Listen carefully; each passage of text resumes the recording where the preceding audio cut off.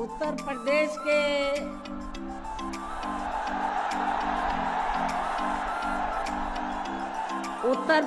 के कोने कोने से आए हुए पार्टी के सभी छोटे बड़े पदाधिकारी, जनप्रतिनिधि, नेता एवं कार्यकर्तागण, जैसा कि आप लोगों को ये विदित है कि आज बहुजन समाज पार्टी के जन्मदाता एवं संस्थापक मान्यवर श्री कांशीराम जी की 19वीं पुण्यतिथि है और आज के ही दिन उनका लंबी बीमारी के कारण देहांत हुआ था, जो अब हमारे बीच में नहीं रहे हैं। लेकिन बहुजन समाज के हित में इनका समर्पित रहा संपूर्ण जीवन हमारे लिए हमेशा यादगार व अमर रहेगा। ऐसे महान व्यक्तित्व को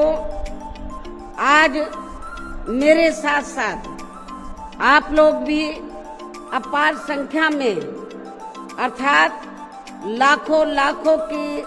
संख्या में यहाँ यूपी की राजधानी लखनऊ में बीएसपी की रही सरकार द्वारा इनके सम्मान में निर्मित किए गए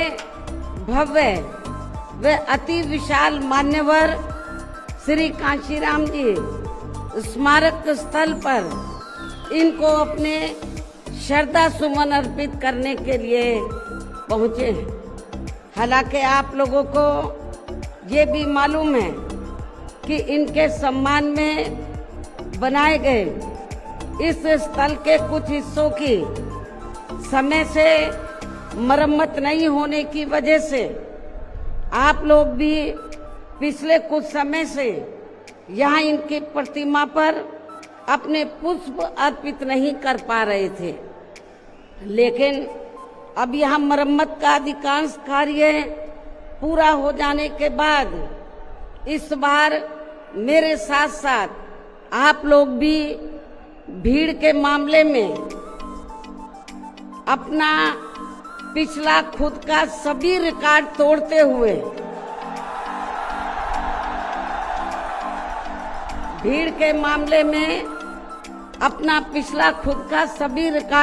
हुए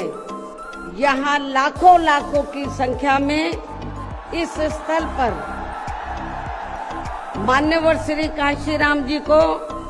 अपने श्रद्धा सुमन अर्पित करने के लिए पहुंचे हैं, जिसके लिए पार्टी आपकी बहुत बहुत आभारी है। साथ ही वर्तमान राज्य सरकार की भी बहुत बहुत आभारी है और इसलिए आभारी है क्योंकि इस स्थल को देखने वाले लोगों के टिकटों का इकट्ठा हुआ पैसा पूर्व की रही सपा सरकार की तरह वर्तमान भाजपा की राज्य सरकार ने इसे दबाकर नहीं रखा है, बल्कि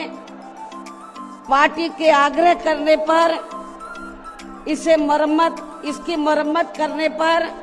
पूरा खर्च किया है। इस संबंध में मैं आप लोगों को ये बताना चाहती हूँ, जब यूपी में हमारी सरकार थी और ये मान्यवर श्री कांशीराम जी के आदर सम्मान में ये जो विशाल स्मारक स्थल जब बनाया गया था,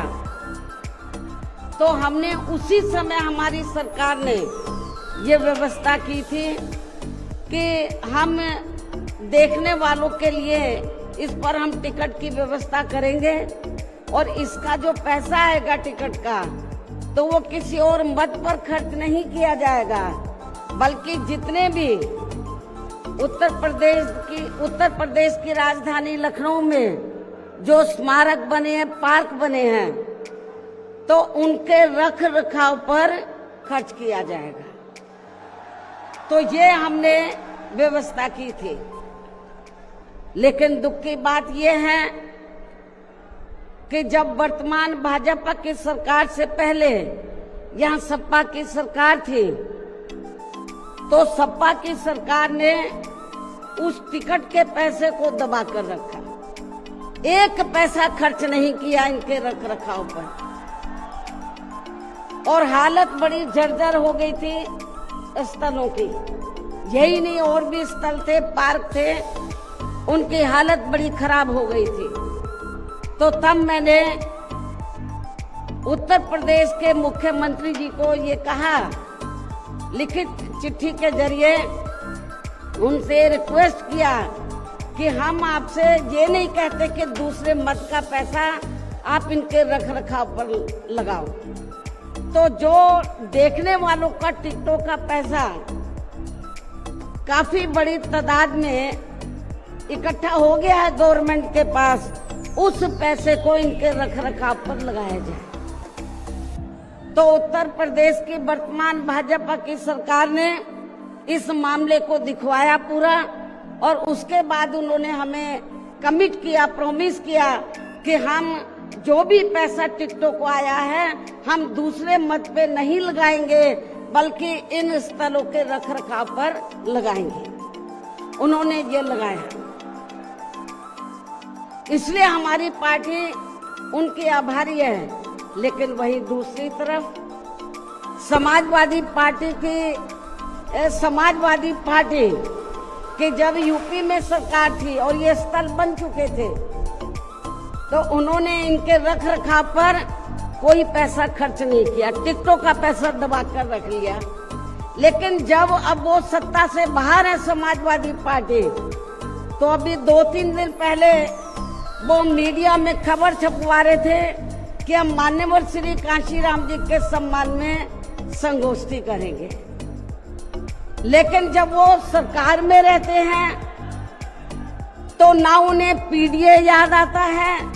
और ना मान्यवर श्री कांशीराम जी की जयंती और ना ही पुण्यतिथि उनको याद आती है सरकार में रहकर। लेकिन जब वो सत्ता से बाहर हो जाते हैं तो समाजवादी पार्टी को फिर याद आता है कि हमें संगोष्ठी करनी चाहिए। मैं सपा मुखिया अखिलेश यादव से मैं ये पूछना चाहती हूँ, यदि मान्यवर श्री कांशीराम जी के प्रति आपका इतना ही आदर सम्मान था, तो जब यूपी में मेरी सरकार थी तो मेरी सरकार ने अलीगढ़ मंडल में कासगंज के नाम से अलग से जिला बनाया, उस जिले का नाम मान्यवर श्री कांशीराम जी नगर के नाम से रखा था। लेकिन जैसे ही समाजवादी पार्टी पावर में आई, उन्होंने नाम बदल दिया। मान्यवर श्री कांशीराम जी के नाम पर हमने कॉलेज, यूनिवर्सिटी, अनेकों संस्थानों के नाम रखे, अनेकों संस्थानों के नाम रखे, जनहित की योजनाएं शुरू की। सारी के सारी अधिकांश जो बड़ी बड़ी योजनाएं थी वो सभी की सभी इन्होंने बंद कर दी समाजवादी पार्टी की सरकार ने। ये इनका दोगला या दोहरा चरित्र नहीं है तो क्या है? जब ये सत्ता में रहते हैं ना इनको पीडीए याद आता है और ना पीडीए के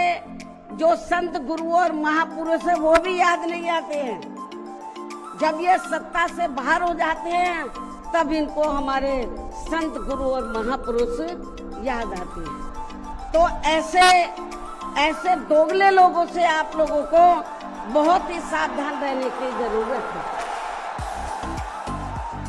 और अब मैं मान्यवर श्री कांशीराम जी जो पंजाब राज्य के एक मध्यम दलित परिवार में पैदा हुए हैं, तो इनके बारे में मैं ये कहना चाहूंगी कि इन्होंने भारतीय संविधान के मूल निर्माता एवं दलितों व अन्य उपेक्षित वर्गों के मसीहा परम पूज्य बाबा साहब डॉक्टर भीमराव अंबेडकर की मूवमेंट से व इनके कड़े संघर्ष एवं अथक प्रयासों से देश के खासकर करोड़ों दलितों, आदिवासियों, पिछड़े वर्गों, मुस्लिम व अन्य धार्मिक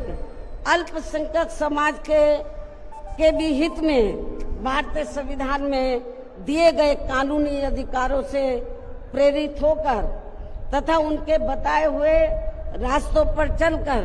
फिर अपनी पूरी जिंदगी इनके अधूरे रहे कारवां को मंजिल तक पहुंचाने के लिए समर्पित की है। और इसके लिए उन्होंने यानी कि मान्यवर श्री कांशीराम जी ने अपने माँ बाप, भाई बहन, रिश्ते नाते व सरकारी नौकरी आदि सभी त्याग कर बाबा साहब डॉक्टर भीमराव अंबेडकर जी के उस अधूरे रहे कारवां को पूरा करने के लिए लगा दी है, जो बाबा साहब ने यहाँ देश के करोड़ों दलितों एवं अन्य उपेक्षित वर्गों के लोगों को ये कही थी कि मैंने, बाबा साहब ने क्या कहा था कि मैंने अपने कड़े संघर्ष एवं अथक प्रयासों से इन वर्गों के लोगों को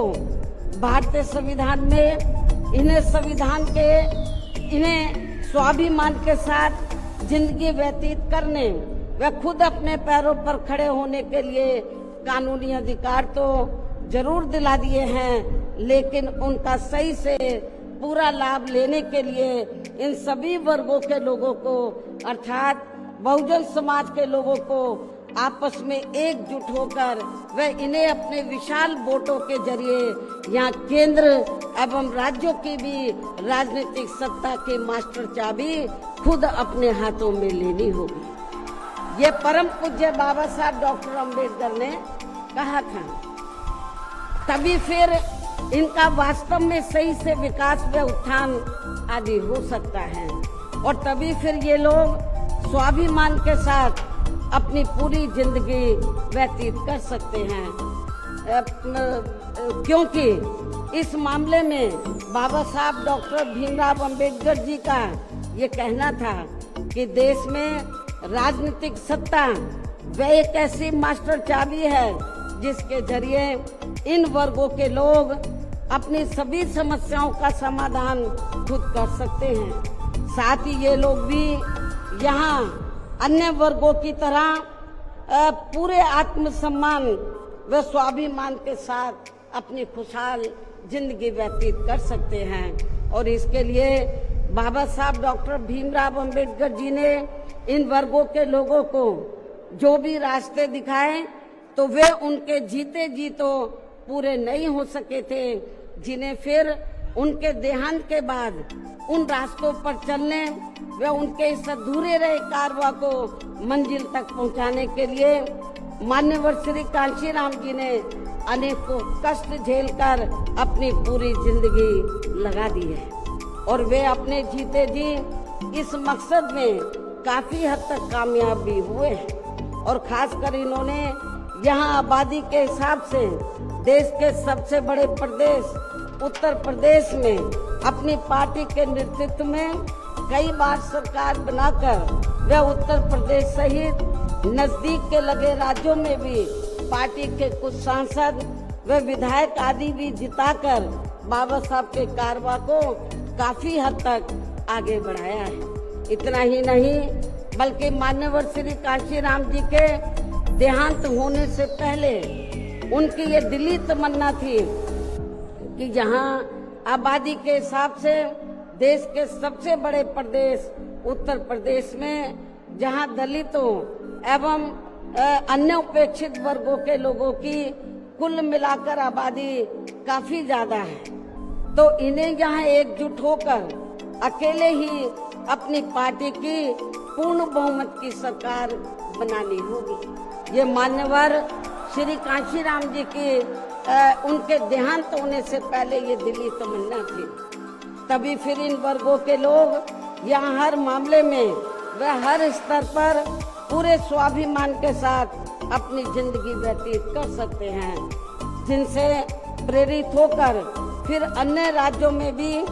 इन वर्गों के लोग खुद अपने पैरों पर खड़े हो सकते हैं। तभी फिर यहाँ बाबा साहब का काफी हद तक अधूरा रहा सपना जरूर साकार हो सकता है, लेकिन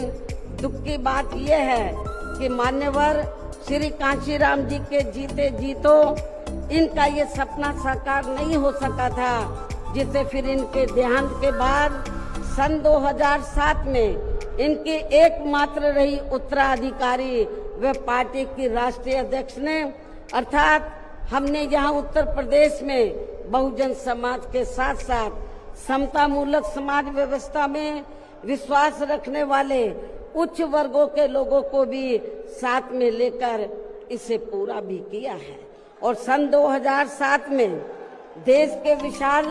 आबादी वाले यूपी स्टेट में पहली बार हमने यहाँ अपनी पार्टी के अकेले ही पूर्ण बहुमत की सरकार बनाई है। हालांकि पहले 3 बार हमने बनाई, वो मिली जुली सरकार थी, लेकिन चौथी बार हमने अकेले अपने बलबूते पर यूपी में पूर्ण बहुमत की सरकार बनाई है। जो यहाँ खासकर कांग्रेस, बीजेपी, सपा व अन्य जातिवादी पार्टियों को कतई भी अच्छा नहीं लगा है, जबकि इससे पहले केंद्र की रही भाजपा सरकार ने सत्ता का दुरुपयोग करके मेरे ऊपर व मेरे माँ बाप, भाई बहन एवं अन्य रिश्ते नातों आदि के ऊपर भी अनेकों गलत एवं फर्जी केस दर्ज करा के हम सभी को जबरदस्ती इनकम टैक्स व सीबीआई आदि के जंजाल में फंसाकर हमारी छवि को धूमिल करने का हर संभव पूरा प्रयास किया है। इसके साथ साथ आगे चलकर इन सब मामलों में केंद्र की रही कांग्रेसी सरकार ने भी हमें न्याय देने की बजाय बल्कि काफी उलझा दिया था, और तब फिर हमें इन सब के विरुद्ध मान्य कोर्ट में भी जाना पड़ा है, जहां हमें न्याय मिला है। इस प्रकार से ये सब भी हमें काफी कुछ झेलना पड़ा है, लेकिन ऐसे विकट व संघर्ष भरे हालातों में भी हमने बाबा साहब डॉक्टर भीमराव अंबेडकर के बताए हुए रास्तों पर चलकर यहाँ उत्तर प्रदेश में सन 2007 में हुए विधानसभा चुनाव में अकेले ही ये चुनाव लड़कर फिर अपनी पार्टी की पूर्ण बहुमत की सरकार बनाई है। और हमने यहाँ बाबा साहब डॉक्टर भीमराव अंबेडकर एवं मान्यवर श्री कांशीराम जी आदि के सपनों को काफी हद तक साकार किया है, और इसके लिए हमने अपनी सरकार में यहाँ जातिवादी, संकीर्ण व पूंजीवादी व्यवस्था के शिकार रहे लोगों को, अर्थात सर्व समाज में से खासकर गरीबों, दलितों, आदिवासियों, पिछड़े वर्गों के साथ साथ मुस्लिम एवं अन्य धार्मिक अल्पसंख्यक समाज के लोगों के भी हित व कल्याण में अनेकों ऐतिहासिक कार्य किए हैं, जिनके नाम बदलकर उन्हें अब अन्य राज्यों में विभिन्न पार्टियों की सरकारें भुना रही हैं, जबकि इसका वास्तव में असली श्रेय बीएसपी को ही जाता है। साथ ही हमारी पार्टी की रही सरकार ने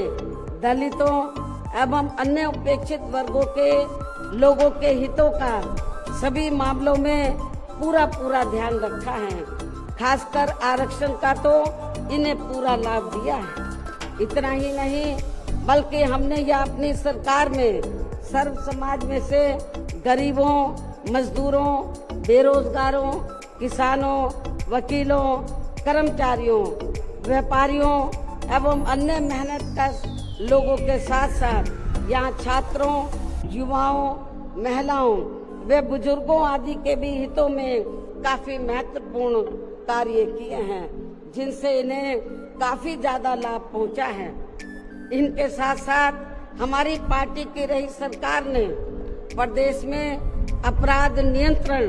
एवं कानून व्यवस्था को भी चुस्त व दुरुस्त करने के लिए यहाँ जाति, धर्म व दलगत राजनीति से ऊपर उठकर कार्य किए हैं, ताकि प्रदेश में अमन चैन व शांति व्यवस्था आदि कायम रहे, जिसकी प्रदेश में उस समय काफी जरूरत भी थी। साथ ही कानून व्यवस्था के मामले में हमने यहाँ हर स्तर पर अन्याय, अपराध व भय मुक्त वातावरण भी पैदा किया है। इस प्रकार से हमारी पार्टी की पूर्ण बहुमत की रही सरकार ने यहाँ सर्व समाज के लोगों को हर मामले में व हर स्तर पर सर्वजन हिताय व सर्वजन सुखाय की नीतियों पर आधारित ही यहाँ काफी बेहतरीन सरकार दी है, जिसे प्रदेश की जनता अभी तक भी भुला नहीं पा रही है।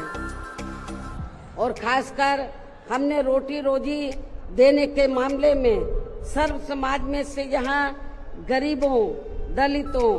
एवं अन्य उपेक्षित वर्गों के लोगों को काफी हद तक उन्हें आत्मनिर्भर भी बनाया है, जिनके यहाँ वर्षों से सभी विरोधी पार्टियों की रही सरकारों की जातिवादी, संकीर्ण व पूंजीवादी सोच होने के कारण काफी ज्यादा उपेक्षा की गई है। इतना ही नहीं बल्कि हमने वर्तमान केंद्र की सरकार की तरह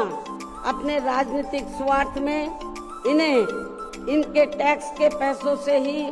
थोड़ा सा मुफ्त में राशन देकर इनको अपना गुलाम व लाचार नहीं बनाया है, अर्थात इनको दूसरों के ऊपर निर्भर नहीं रखा है। इसके साथ साथ हमारी पार्टी की रही सरकार ने देश में यहाँ बहुजन समाज में समय समय पर जन्मे अपने महान संतों, गुरुओं व महापुरुषों में भी खासकर महात्मा ज्योतिराव फूले, छत्रपति शाहू जी महाराज, नारायण गुरु, बाबा साहब डॉक्टर भीमराव अंबेडकर, मान्यवर श्री कांशीराम जी, संत गुरु रविदास जी व गौतम बुद्ध आदि को भी विभिन्न रूपों में पूरा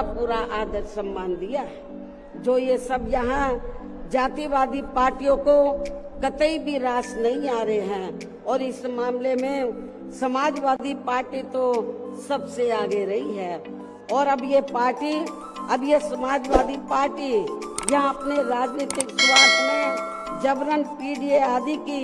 हवाई बातें करके इन वर्गों को गुमराह करने में लगी है, जबकि हमारी पार्टी की रही सरकार ने अपने संतों, गुरुओं व महापुरुषों आदि के नाम पर यहाँ प्रदेश में जिन जिलों, संस्थानों एवं योजनाओं आदि के नाम रखे थे, तो उनमें से काफी को तो सपा की रही सरकार ने बदल दिया है, जैसा कि शुरू में मैंने आप लोगों को बताया। साथ ही हमने इन वर्गों के विकास व उत्थान में जो अनेकों महत्वपूर्ण योजनाएं शुरू की थी, तो उन्हें भी अधिकांश बंद कर दिया गया है। आरक्षण दिए जाने के मामले में भी सपा की रही सरकार ने यहाँ दलितों, आदिवासियों एवं अन्य पिछड़े वर्गों के लोगों के साथ हमेशा पक्षपात वाला रवैया ही अपनाया है। इनके पदोन्नति में आरक्षण को तो इस पार्टी की रही सरकार ने एक प्रकार से यहाँ खत्म ही कर दिया था। इसके अलावा इनकी रही सरकार में यहाँ गुंडों, बदमाशों, माफियाओं एवं अन्य अराजक तत्वों को ही ज्यादातर बढ़ावा दिया गया है,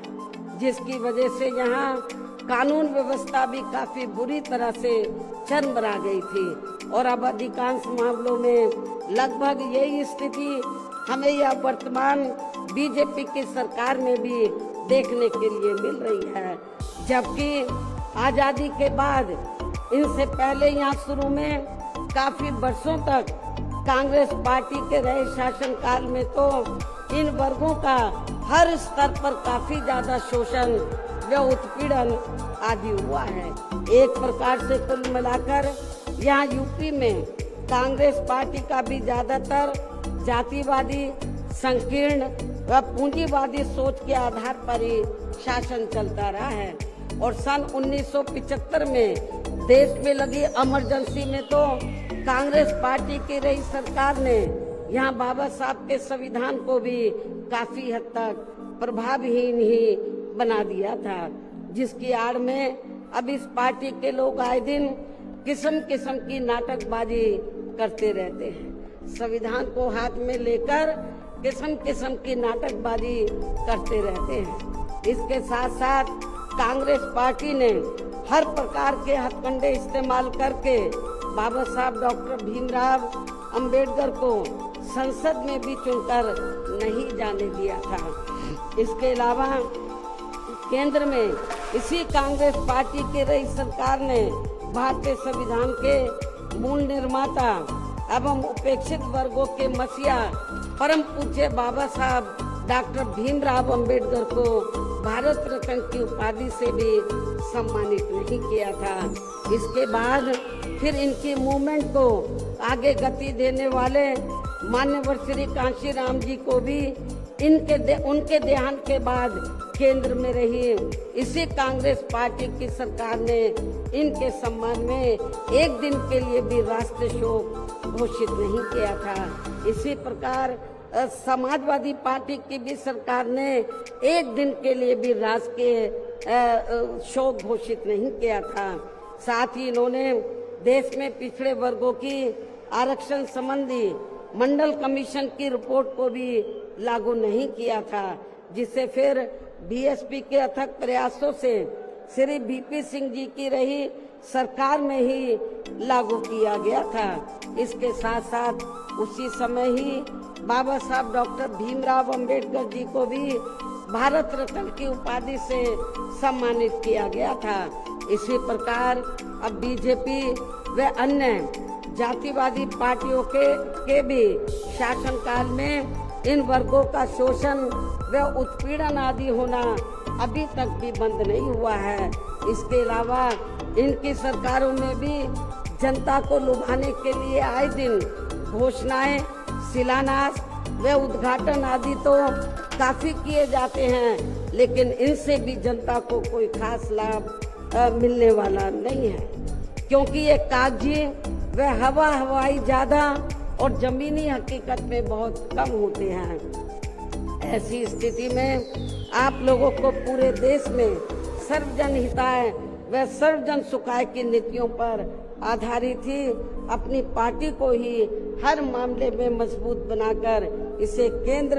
एवं राज्यों की भी सत्ता में लाना बहुत जरूरी है। और अब पार्टी के लोगों को यहाँ उत्तर प्रदेश सहित देश के अन्य जिन भी राज्यों में कुछ समय के बाद जो एक साथ विधानसभा के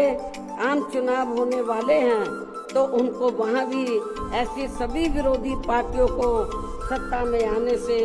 जरूर रोकना है। और खासकर यहाँ यूपी में तो इनको अपनी पार्टी बीएसपी की ही फिर से अकेले पूर्ण बहुमत की सरकार बनाना बहुत जरूरी है, जिसे यहाँ कांग्रेस, बीजेपी, सपा व अन्य सभी विरोधी पार्टियां किस्म किस्म के षड्यंत्र व हथकंडे आदि इस्तेमाल करके इसे रोकने का हर संभव पूरा प्रयास करेगी। और इस संदर्भ में वैसे आप लोगों को ये मालूम है कि सन 2007 में यूपी में बीएसपी की ही अकेले ही पूर्ण बहुमत की सरकार बनने के बाद फिर बीएसपी की सर्वजन हिताय व सर्वजन सुखाय की रही कार्यशैली से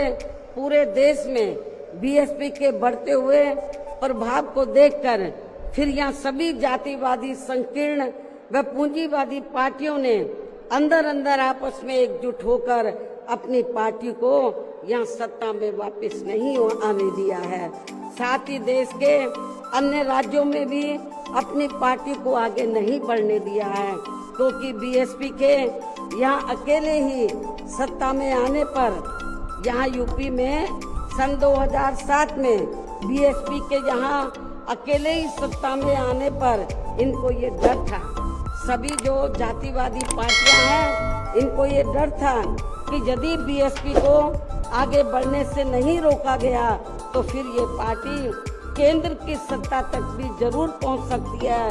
जिससे घबराकर फिर बीएसपी को पुनः या सत्ता में आने से व पूरे देश में भी आगे बढ़ने से रोकने के लिए फिर हुआ ये कि इसके बाद फिर खासकर यूपी में जो भी विधानसभा व अन्य राज्यों में भी